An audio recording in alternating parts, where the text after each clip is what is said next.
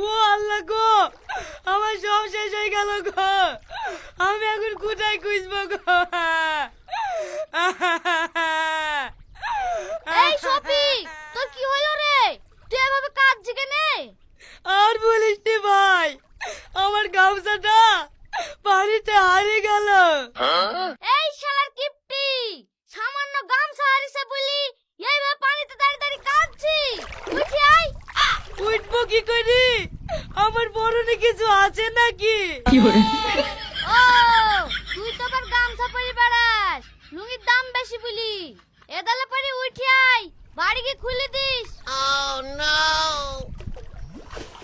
ঠিক আছে ভাই, ইজ্জতটা বাঁচালি। শালা ঢেক ঢেক কিপটি দেখিস রে, এরকম কিপটি দেখিনি। ঠিকই বলেছিস।